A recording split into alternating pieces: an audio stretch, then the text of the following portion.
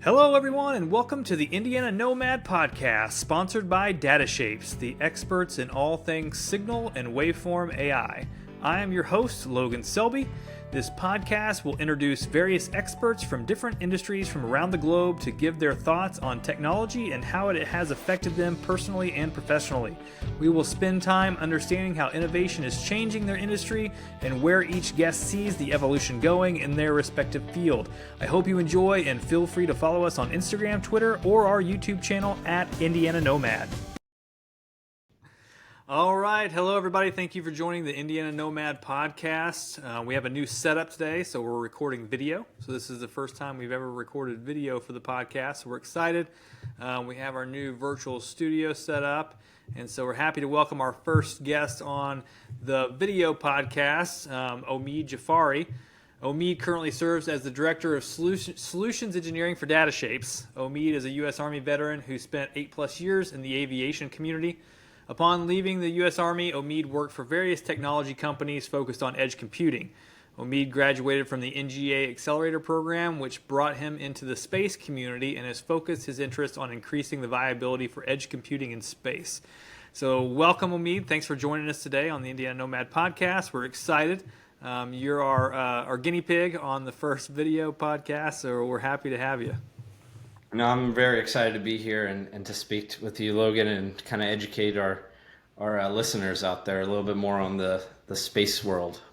Perfect. Well, we're all interested in space, I think. I think everybody has, since they're little, everybody kind of looks up and likes to think about what's out there. But I feel like rarely do people want to talk about what's out there on the technology side of things. So we're excited to talk about that. We mentioned in your bio a lot about edge computing, so I think we can kind of kick it off there. I think a lot of people hear edge computing today, and it's kind of a buzzword in a lot of different conversations. But let's kind of talk about that first, and then we'll transition into space talk. So just give us your thoughts on edge computing, where it is today, where it's going, and then we can kind of go from there.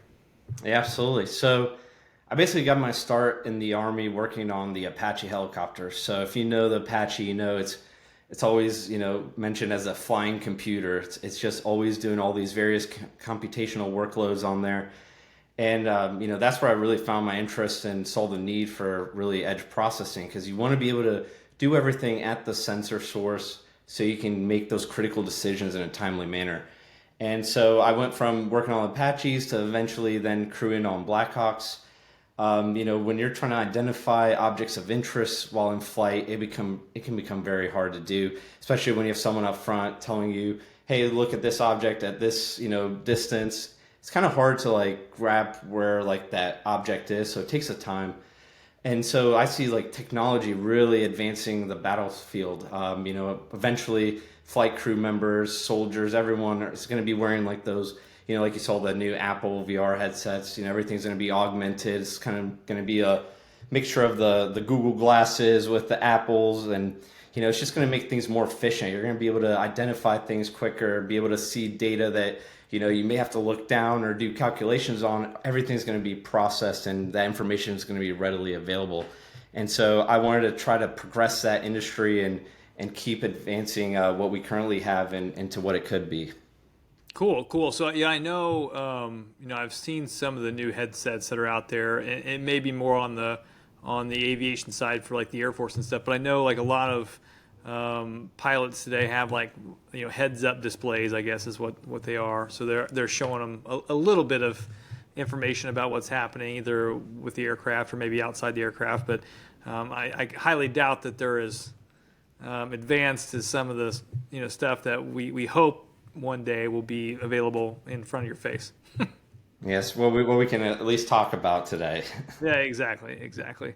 So that you worked at a couple of different organizations after your time in the Army, and where you kind of focused on edge computing, and then you got an opportunity to transition into the kind of the NGA world. So tell us a little bit about that, and what kind of led to that, and what was that all about? If you can share, I think that would be interesting to hear.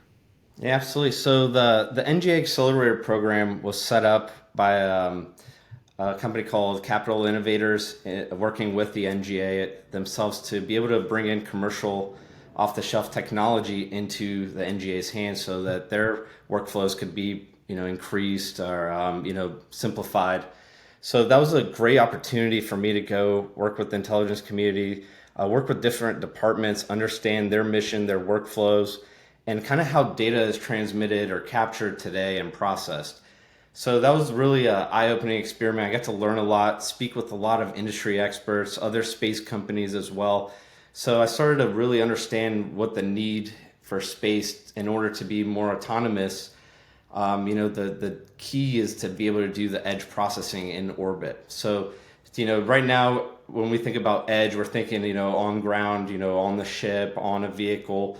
But less than 20% of satellites today are actually doing any edge processing in orbit. And those workloads are, I would say, probably smaller tasks on like trajectory or where they're headed and their rotation in the Earth's orbit. So as we get more advanced, the need for, I would say, bigger processors, but being able to use less resources. So that's going to be a big concern, is the power consumption and resource utilization in space, which is very hard. And you also have to then factor in radiation and how that all plays into effect. So you have a lot of, I would say, testing and simulations you need to do on Earth before we can really start pushing those into space. Yeah, no, that makes a lot of sense. And I can imagine too, I don't think it's a problem yet, but like real estate in space may become a concern, in the future too. You have a lot of different things floating around up there, at different elevations, at different levels outside the atmosphere and things like that. So I think that could potentially be a concern too in the future, not just radiation and adversarial threats and things like that, but just the amount of stuff that's floating around. I think may be an issue. Absolutely, yeah. So like right now in space on some of these satellites, there's, I would say, like a couple of main missions. One's Earth observing. So you're seeing what's going on Earth. The second piece is now, like you were mentioning, the amount of debris in space, the amount of extra satellites. Now you're doing situational awareness in space, trying to avoid those debris, other satellites. So there's a lot of extra computation that needs to happen on board in order to make those autonomous systems to say, hey, I'm going to hit this satellite, so I need to, move over a little bit so I can avoid it. So there's lots of things that are still needed, but the edge computing is a key component. Yeah, no, I know. And so, obviously, DataShapes, we're starting to tread into the space community slowly but surely. And so I think that's been one of my first experiences with the space community, but it's been super interesting so far. That amount of need there is to have solutions that are available on satellite is kind of crazy. I would have assumed there was more processing that's done on board, on orbit, on satellite, in space, than there is. But from what we've been told recently, it's something that they're moving towards. More decentralized AI and machine learning activities that can occur, away from a server stack, essentially. But I assumed it would be more prevalent in the space community than it is. So it's been super interesting to learn. Yeah, you'd be surprised. I mean, satellites in orbit, sometimes if you task them with like collecting data, I mean, you wouldn't really get your data, even the raw data, really delivered to you within like a 2 to 6 hour period, depending on the mission type of that satellite or what it's collecting.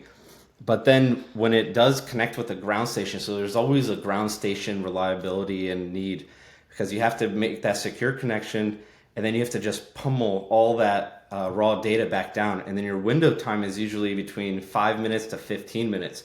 So if you have a lot of data you're trying to push down and you go over that limit, that window, now you have to wait till your next pass through, because the satellites aren't really even speaking with each other just yet either. And that's another piece that's going to be needed in the future, is really having like a mesh network of satellites communicating with each other as they're processing data, being able to retask other satellites. But that becomes a big risk right now when we're always sending data down at the same ground station at the same area, same time of day, because that's the rotation it's always in.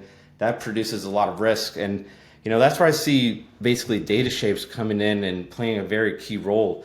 If you're always pushing data down at the same time of day, same location, our adversaries start to learn that information. And then so they can come in and start jamming, spoofing, or even collecting some of that data that we're trying to get back down to our decision makers. Yeah, no, that's a huge problem. So definitely see that being a place where we can play. Since we as in DataShapes, since we have the ability to understand agnostically waveforms that are in and around an object. So whether that's a satellite or a tank or a plane or what have you, if you have a sensor or something that's collecting that data, we can do real time analytics on it. So to be able to understand what waveforms are happening in and around a vehicle is important, and I think especially in a scenario like that, that's critical to understand if something's being actively jammed or interfered with in any way, whether it's from an adversarial perspective or from the sun or from space debris or something that's getting in the path of a comms link or something like that. So no, completely agree. Absolutely, yeah, and some other areas to also think about. I mean, this can just go beyond just trying to get the mission done, but it also becomes a way for like satellite manufacturers to collect data on their satellites, right? If for example, I was speaking with one satellite manufacturer, and they're talking about, oh, we want to start collecting just data on the satellites themselves to see if it's ever rotating to a certain degree. Is it causing vibrations? Is that vibration always at the same degree? And so they want to be able to collect this data so they can make their satellites for the future a lot more robust and can survive a longer term in space.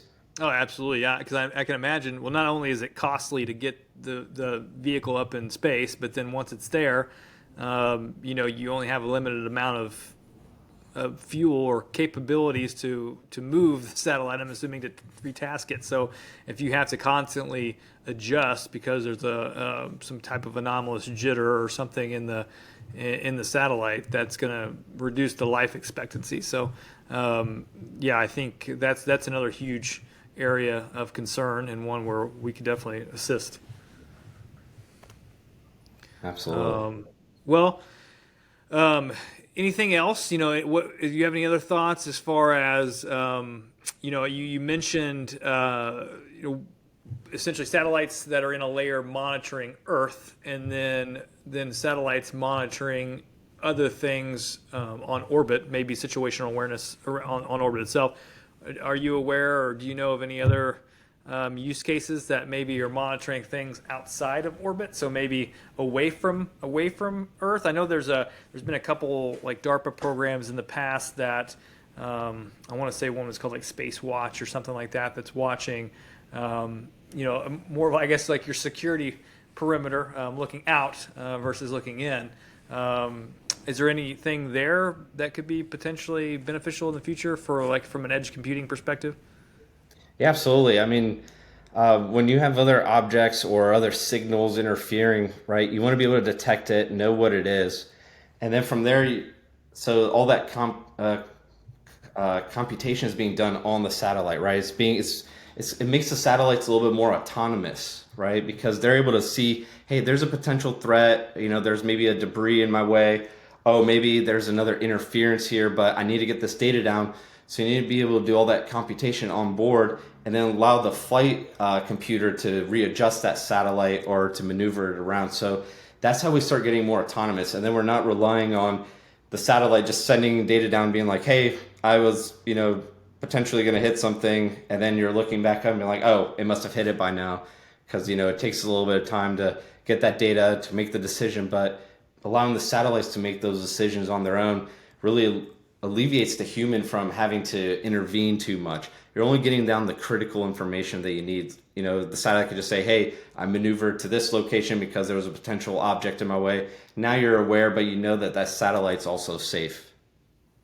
Sure. No, that makes sense.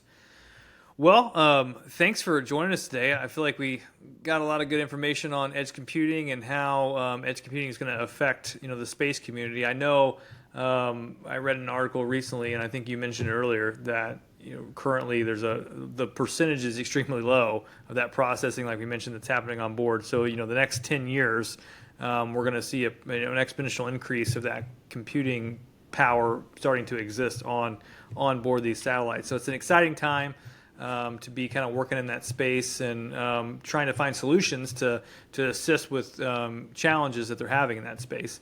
I keep saying that space, in space, but definitely appreciate you sharing your insights as it pertains to that industry and kind of the problems that we're solving here at DataShapes. So thanks for being on. Anything else you want to leave the listeners with today? I just want to keep pushing the limits of space computing. I think that is really going to be the key to progressing our, endeavors down into further deep space, right? Eventually going to Mars.